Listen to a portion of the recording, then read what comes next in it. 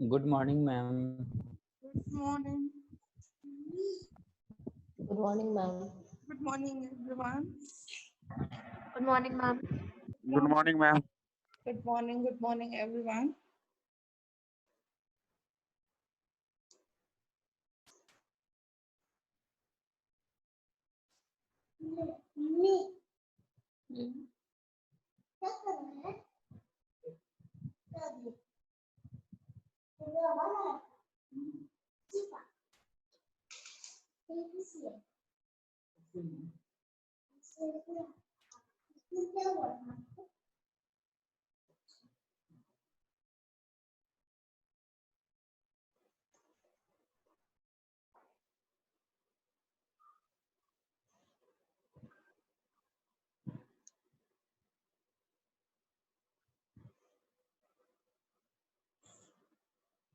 देखिए और कितना ऑनलाइन करना है, सब कर देते हैं आज।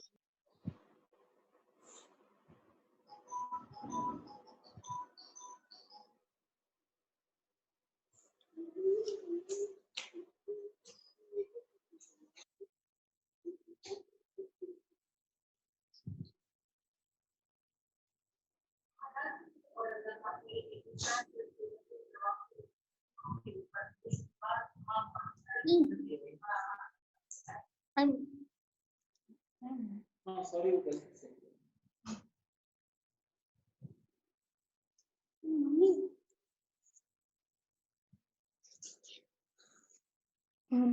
okay. So slide is shared to everyone. Yes, Yes, ma'am. Okay. So should we start today? Yes, ma'am. Okay. So very less participants. Why? Because I rescheduled. Huh? आ जाएगा मैम धीरे धीरे सब. धीरे धीरे आ जाएंगे. Okay. Yes, Let's ma'am. see. Okay, so we'll start. Today we will take the topic, the energy and the nutrient status of food and energy requirement of the animal. Okay, so for today we will discuss what are the energy, okay, and how it energy is, what are the energy requirement, how this energy is utilized in the different process of the organism, how much percent of the energy is in the form of maintenance, how much for the growth and excretion, some vital process, okay, to maintain the physiological process of the body. We will take all those one by one.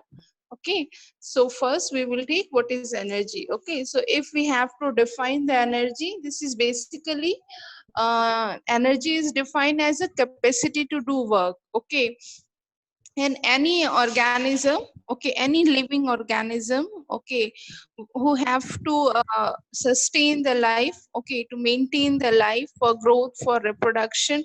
It derives the energy through the catabolic uh, breakdown of the food reserve, okay, whether dietary food reserves or the dietary molecules like carbohydrate, lipids and protein within the organism body. So whatever the energy which is required to perform the work, okay, for the maintenance of the life, for growth, for metabolism, for reproduction, it's all come through the catabolic breakdown of the dietary molecules, which are basically the carbohydrate, lipids and proteins. Okay, so if we talk about the energy in the nature, energy exists in several forms like radiant energy, chemical energy, mechanical, heat and electrical energy. So first, the radiant energy. Any example of radiant energy? Anyone? Example of radiant energy? Sun. Sun. Sunlight. Okay, so this is and radiant energy is the energy of the electromagnetic and the gravitational radiations, or the short wavelengths of the sun's radiation. So another is the chemical energy. What is chemical energy? This is basically the potential of a chemical substance to undergo a chemical reaction to transform it into the substances. So there are several examples. If we're talking about the food, okay, what the food we take, okay, it is stored in our body as a food reserve molecules. If we talk about the animals, it is like glycogen, okay, the food is reserved as a glycogen. So when the animal required energy to perform the work, what happened? This glycogen breakdowns into the glucose, and glucose further breakdown into the pyruvate, then acetyl coenzyme A, and it then energy formation occurs in the form of ATP.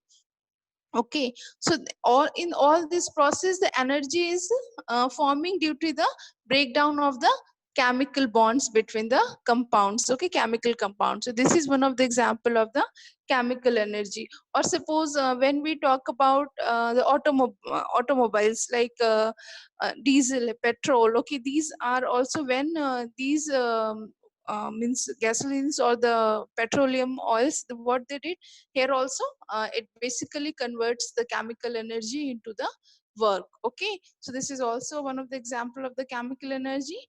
Then the mechanical energy, this is basically the sum of potential energy and the kinetic energy. Then heat energy, where the flow of energy from one to the another transfers just because of the difference in the temperature. Or we can talk about the electrical energy, where what happened, basically the movement of electrons or the charges. Okay, so these are different type of energy.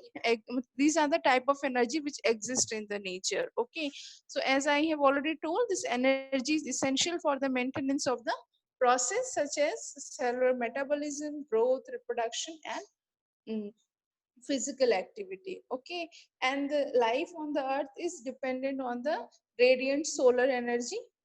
How? Basically the photosynthetic plants or the photosynthetic organisms, they support the fixation and conversion of radiant energy.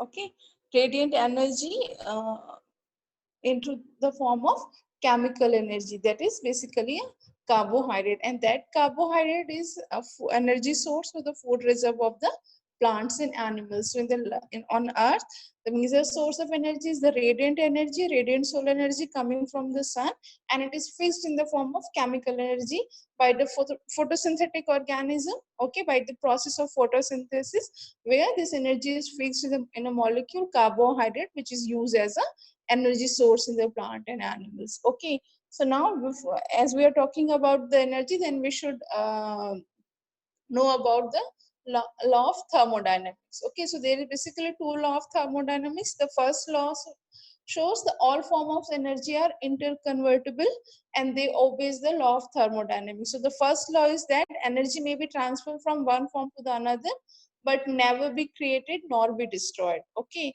means energy cannot be created or destroyed, basically transfer from one system to the another. Here if we take the example of the photosynthesis, what happened? The solar energy is converted into the heat energy and chemical energy.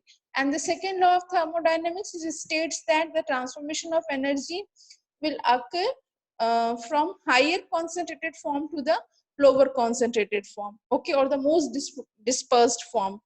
And the no transformation of energy is 100% efficient, means from one form to the another, when energy is transferring or converting from one form to the another, it is not 100%. Okay, there will be some loss in the form of heat and other form of energy. None of the transformation is 100% efficient. If we here again if we take the example of the photosynthesis, the solar energy is the high energy form and the chemical energy is the low energy form. So when it gets converted from solar energy to the chemical energy, then there is some loss of energy in the form of heat energy. So basically no transformation is 100% efficient. Now the energy units. Okay, energy is basically expressed in the terms of heat units. Okay, because since all form of the energy are convertible into the heat energy. Okay, whether it is radiant energy, chemical energy, mechanical, electrical. Okay, all form of energy can be converted into the heat energy. That is why the unit of energy is actually the energy of heat. Okay, which is a calorie. But calorie is a very least amount basically. So in most of the in many purpose, the kilocalorie is often used as an energy of the unit of the energy. Okay, so basically 1 calorie is defined as the amount of heat required to raise the temperature of 1 gram of water by 1 degree centigrade. Okay, so 1 kilocalorie is equal to 1000 calorie. But in many scientific studies or reports, even joule is also considered as a unit of energy, where 4.184 or 4.2 joule is equals to 1 calorie. So now the dietary energy sources. So in the living organism, these three macromolecules, the carbohydrates, fats, and proteins. Okay, these are the major dietary source of energy. Okay, so carbohydrates are the cheapest and the most abundant source of energy for the animal, followed by the fats and proteins. Okay, so anyone can tell me which of the biomolecule is most abundant on earth? Which biomolecule is most abundant on earth? Carbohydrate. Carbohydrate. Pakka? Yes, ma'am. क्यों? Why? कोई reason हो? Plants ज्यादा है ना Plants ज़्यादा हैं, yes. So plants have they produce the food source as a food carbohydrate molecule, as well as the structural carbohydrates like polysaccharides. They are also abundant. Then another group, if you know, the heteropolysaccharide chitin. Okay, so insects are also most abundant, and then the plants. Okay, so the carbohydrates are the most abundant biomolecule, and they are also the most abundant source of energy for the animal, and the cheapest also. Then the fat, this is the principal form of energy storage in the plants and animal, and it contains more energy per unit of weight than any other biological product, whether it's a carbohydrate or protein. So fats have the most amount of stored energy per unit of the weight. And then the protein, okay, it also it is also serve as a food reserve. The carnivorous fishes, which have more than 50% of the protein in their diet, okay, they can consume this much of protein because the excretion of the waste nitrogen, okay, which is come from the breakdown of the protein, is very efficient in fishes. Okay, so these are the three major energy molecules or energy dietary energy sources. So now the energy status of food. So this carbohydrate, it's give 4.2 kilocalorie per gram of carbohydrate. Then fat gives 9.4 kilocalorie per gram. The protein gives the 5.65 kilocalorie per gram. Means the fat have the highest stored energy per gram, followed by the protein, and the least is the carbohydrate. But when we talk about the abundance, the carbohydrate is on the top. Okay, now the energy metabolism. If I'm talking about the metabolism, this is usually the largest part of the energy budget of any organism, and it has a central role to play all the physiological traits of an organism, whether it is a growth, energy storage, or all other physiological reactions which is vital for the survivability of the organism. Okay, so metabolism, if we divide this reaction into two, then there is a two category. One is the anabolism, and the second one is the catabolism. If we talk about the anabolism, means we are talking about the reactions, or we are talking about the processes which are involved in the synthesis of the molecules. Okay, so anyone can tell me any anabolic reaction which occurs inside the cell?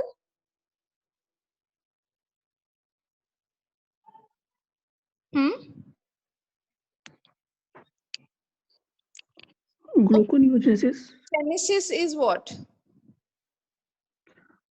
Gluconeogenesis is what? What is gluconeogenesis? You must have gone through all these processes in the first year biochemistry course. Na? Formation of glucose. Formation of glucose from non-glucose moieties. Yes. Gluconeogenesis means formation of glucose from non-glucose moieties. Whether it is anabolic process or catabolic process. Anabolic है ma'am. Anabolic. क्यों है anabolic? Formation हो रहा है. There is a formation, there is a synthesis. Okay, another. Okay, then like photosynthesis में क्या अच्छा photosynthesis क्या है एनाबॉलिक है कैटाबॉलिक है पक्का एनाबॉलिक है एनाबॉलिक हाँ ये बोलिए बस हाँ। clear नहीं है तो Acha, then another one is the catabolism. Catabolism is what? The breakdown. Okay, the means a process where the breakdown of the biomolecules occurs. So one of the examples of catabolism glycolysis is very good. Where the glucose is broken down into breakdown. pyruvate. Okay. So, Yes. so there is a two categories of the metabolic process, the anabolic process and the catabolic process. Anabolic means a synthesis or the process which involves the synthesis of a compound, and the catabolism or the catabolic process which involves the breakdown of the compound. Okay. So now the energy currency of the cell, as we know, the adenosine triphosphate or the ATP is the energy currency of the cell. Okay, so the free energy which is liberated from the catabolism means energy which is liberated from the breakdown of the biomolecules, whether it is carbohydrate, fats or proteins. Okay, so whatever the energy liberated from the breakdown of these food reserve or the food molecule, it is not directly utilized by the animal, but it is trapped in a chemical forms of a energy rich phosphorus compound, which is adenosine triphosphate. Means the whatever the energy which is liberated from the breakdown of the biomolecule, it was get trapped in as a high energy phosphorus bound molecule, which is the adenosine triphosphate molecule. Okay, so it is ATP which is a principal driving force in the energy requiring biochemical processes of the living cell. Okay, so suppose if we talk about the aerobic respiration, what happened? The during the aerobic respiration, a breakdown of one glucose, it basically produced 30 to 32 molecules of the ATP, which is somewhere equivalent to 262.8 kilocalorie. And the same glucose, when it is breakdown through the anaerobic process or in the absence of oxygen, it only produced 2 molecules of ATP, which gives the energy of 21.9 kilocalorie. Okay, so now the central role of ATP in cellular energetics, as I have told, in the second law of thermodynamics, what happened? The high energy means high energy reaction is transferring towards the low energy, or the high energy or condensed energy reaction towards the dispersed or the low energy forms. So what happened? The high potential energy compounds like glucose, fats and proteins, they are broken down into the low potential energy compounds like carbon dioxide and CO2. So when there is a breakdown of the glucose or the fats or the proteins into the carbon dioxide and the water, what happened? Energy is liberated.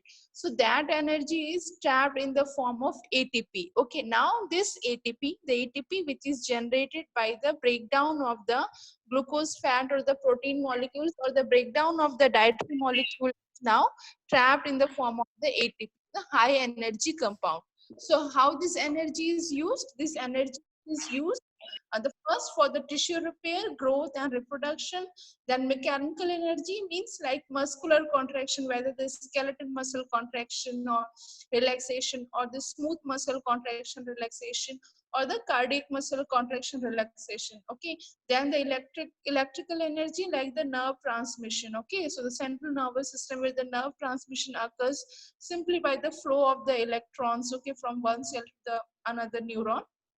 So that also energy requiring reaction. Then the osmotic work, the maintaining the osmotic concentration of the body fluid, and then energy is also for transferring the substances, means transportation of the biomolecules against the concentration gradient. So this is how the energy which is trapped in the ATP is used by several vital physiological process of the organisms to sustain, to support the life and growth. Okay, is it clear to everyone?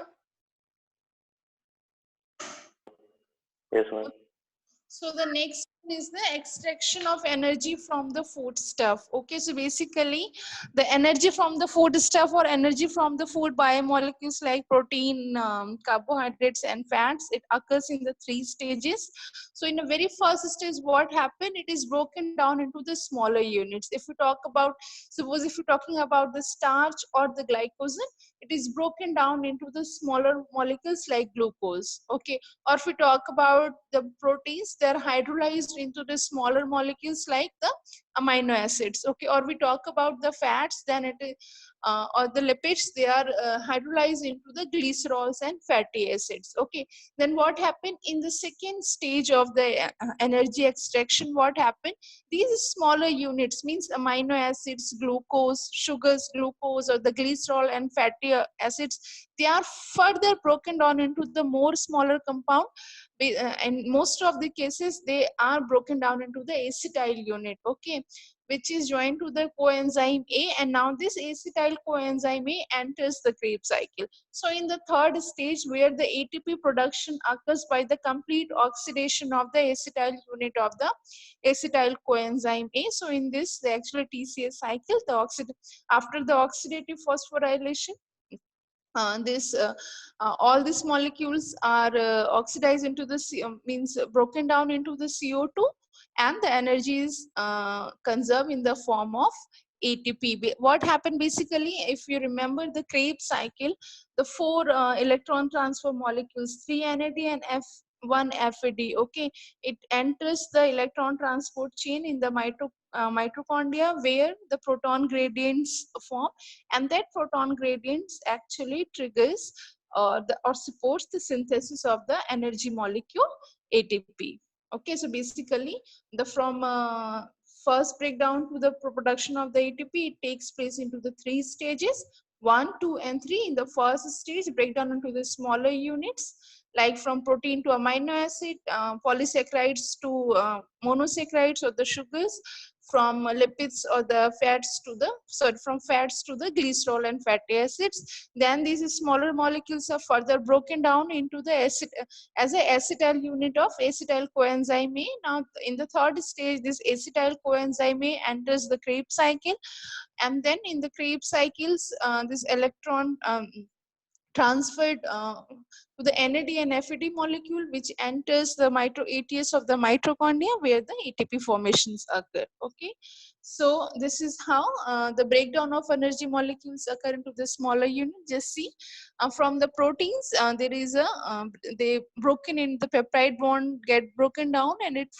broken into the individual amino acids. So amino acids get converted into the pyruvate or directly to the acetyl coenzyme A, and some amino acid enter directly into the TCA cycle. Okay, and then here is the glycerol with broken down into pyruvate, some lactate, they also get converted into the pyruvate, and some fatty acid, this is converted into the acetyl coenzyme A. So except some amino acid, all other biomolecules, they enters the TCA cycle through acetyl coenzyme A. Okay, and this goes to the TCA, where they are further broken into the CO2, and the formation of ATP occurs. So just see, this is the Krebs cycle. This is the entry of the acetyl coenzyme A. Then there is a reduction, there is a transfer of the electron through one NADH here, then another NADH, one FAD, and then so 3 NADH and 1 FAD. Then from here it actually goes to the ETS of the mitochondria. Okay, so there are basically 2 mechanisms of the ATP synthesis. When it goes to the ETS, then this is known as the oxidative phosphorylation, the process where the ATP is synthesized from the ADP and inorganic phosphates, and this process takes place inside the mitochondria. And if when I'm talking about the substrate level phosphorylation, it is basically here is ATP is directly synthesized from the transfer of high energy phosphoryl group from the high compound. Okay, so this kind of reaction occurs in 2 places, one in the TCA cycle and another in the during the glycolysis, from where the glucose is converted into the pyruvate. So how many ATPs are synthesized in the glycolysis? Anyone? How many Two, ATP? 2 ATP net gain. Net gain is 2 ATP. Okay, there is basically 4 ATPs formed, 2 is consumed in initial phase, preparatory phase, and 4 are formed in the payoff phase. Okay, so so net gain is basically 2 ATP. So the 4 ATP, so the 2 ATP which is formed in the payoff phase is basically resulted from the substrate level phosphorylation. Okay, and 1 GTP which is formed in the Krebs cycle is also resulted from the substrate level phosphorylation. Okay, so this is how the ATP forms, okay, inside the mitochondria. And now the energy balance and the dietary requirement. Okay, so as I have told, only some portion of the total chemical energy which is contained inside the food is available to the animal for maintenance, activity, and the growth. Means, suppose if animal have taken 100 gram of the means 100 gram of food. Okay, so out of those 100 gram food, 50% and sometime less than 50% food, the food is available for the maintenance, activity, and growth. Means here you can see that the 45% of the ingested food energy is being lost either in the form of the undigested food or the fecal matter or the metabolic excretion like through the urine or the gas or through the gills, okay, or as a heat. Okay, so basically here is the energy balance equation for the animals where C is the consumption, okay, which is equal to P production plus respiration plus urinary loss plus loss in the form of fecus. Means the the energy content of the food which is ingested is equal to, it is distributed into 4 forms, this is required for the growth material or the production. This is the respiratory loss, this is through the urinary loss or excretory loss, and this is the loss of energy through the fecal matter. We will see it in detail in the next slides. Here there is a how this loss of energy or the utilization of the dietary energy in fishes takes place. So this is basically a gross energy or the 100 energy, which is, this is basically on the 100 scale, percent scale. So gross energy, this is the energy which is produced inside the animal when the food reserve after the breakdown of the food material. Okay, so what happened out of this, 25% energy is discharged as fecal matter in the form of solid or the solids. Okay, then another 5% in the form of urine and the gill excretion, like means exchange of ammonia, okay, or urea through the gills and urine. Okay, then another 5% in the form of heat increment, CO2, O2 heat increment, and then another 25% is used as a basal metabolic process and swimming activity. Means the 25% energy is used for the maintenance of the all the process which is required for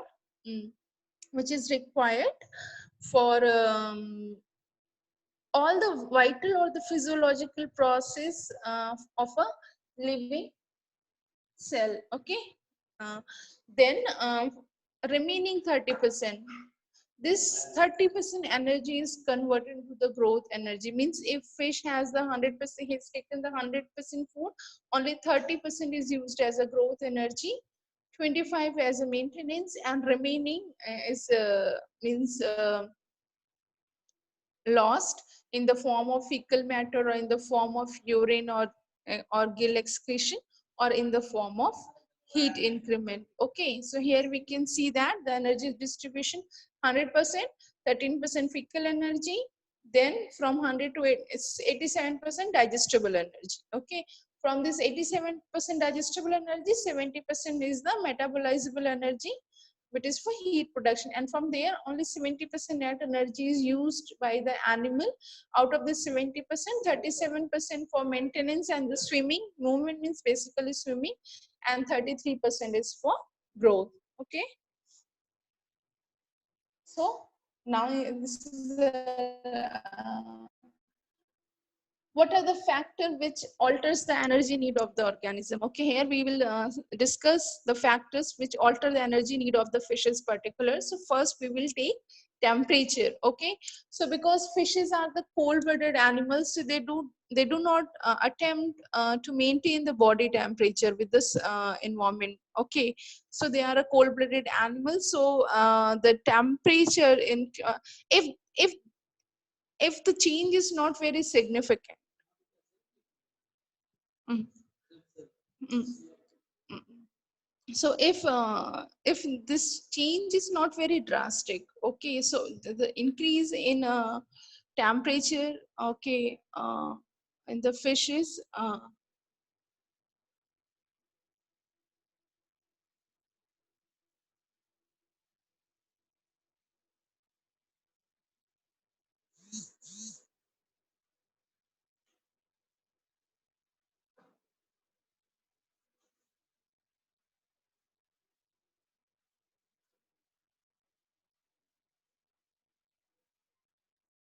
sorry, okay, so temperature, as I have told, the fishes are the cold-blooded animal.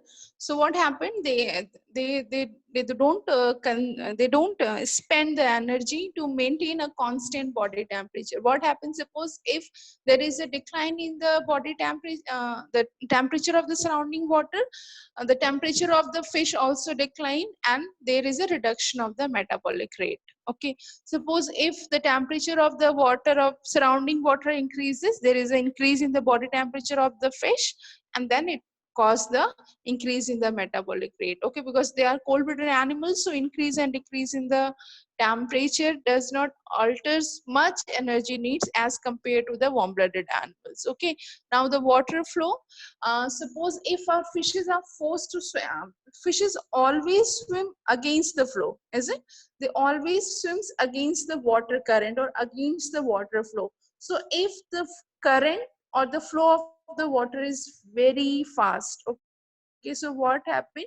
Fishes are forced to swim against the very strong current. So to swim against the strong currents, they need more energy. So if the flow is higher, the fishes of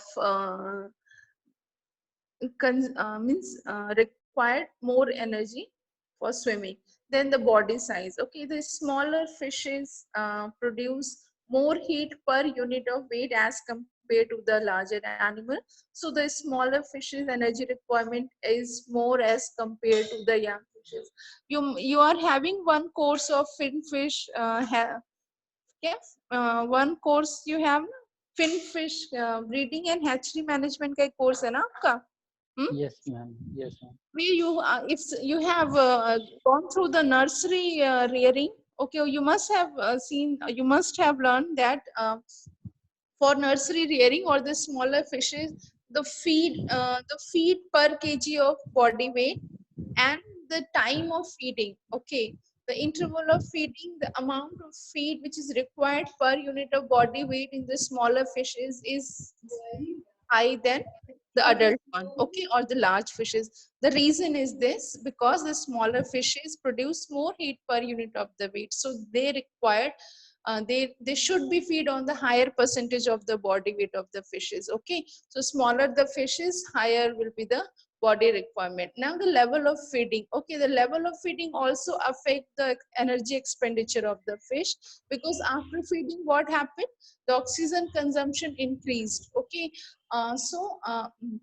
and during the feeding, the physical activity also increases now for feeding. Okay, so the level of feeding means if a fish fed several times, okay, so its energy requirement or energy expenditure will be more as compared to the fishes which are fed on less frequency. Okay, then there are several other factors which also alter the need of the energy that are like any stress, okay, due to the extrinsic or intrinsic factors, okay, or the any factor which increase or decrease the activity or the reduce the growth, like crowding or the high stocking density, low oxygen level, waste accumulation, okay, these are some of the factors which actually alters the energy need in the fishes, okay. Otherwise the energy distribution that we have seen in this slide, this is for the in the ideal conditions, okay, where all the situations are ideal for the growth. But if there is the alteration of any factor, okay, like the temperature, water flow, body size, level of feeding, or dissolve oxygen, crowding, waste accumulation, then this may diverted in other process to compensate the stress or to minimize the adverse effect of this change condition, okay. Now the metabolic rate, there is basically two metabolic rate, one is the SMR and another one is the AMR. So SMR is a standard metabolic rate which is required for maintenance of critical physiological function. It is a minimal or the resting metabolic phase, okay, of unfed fish performing no swimming activity, okay. And the active metabolic rate is the upper limit of the aerobic metabolic rate with maximum sustainable swimming, which is known as the active metabolic rate. So this was about the today's slide, today's class. Any question?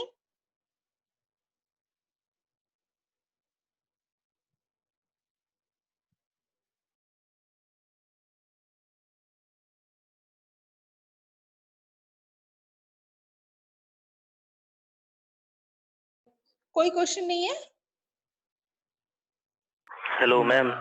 Hmm ma'am ये growth में 33% से बढ़ा नहीं सकते हैं क्या, कि बस इतना ही रहता है? कैसे बढ़ाएंगे? ये मैक्स है और ये मैक्सिमम है? हाँ मैक्सिमम। देखो इसमें हमने जितना भी देखा, बाकी जितनी भी प्रोसेस में है वो तो बायोलॉजिकल प्रोसेस है, वो तो होंगी। आप कहाँ से उसको मतलब इससे कम हो सकता है अगर वो एडवर्स इन्वायरमेंट रहेगा तो? इससे कम होगा क्योंकि एनर्जी तरफ डाइवर्ट हो जाएगी ना। सपोज अगर स्ट्रेस है तो स्ट्रेस कम करने के लिए कुछ मैकेनिज्म ऑपरेट होगा तो एनर्जी उधर डाइवर्ट होगी। दिस इज द मैक्सिमम, ठीक है। Yes ma'am. तो मैम कुछ मछली ज्यादा ग्रोथ कर लेती है और कुछ कम, तो वो उसका इंटरनल रहता है इसलिए, लेकिन ग्रोथ मतलब 33% ही सब में रहता है। यस वो depend.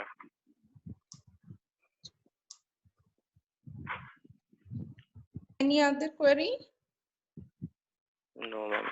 Okay, so we will take the next topic. We will take the nitrogen balance. Okay. Yes ma'am. Okay. Yes. Good everyone. Okay. Thank you ma'am. Thank you, ma'am. Okay, thank you, ma'am.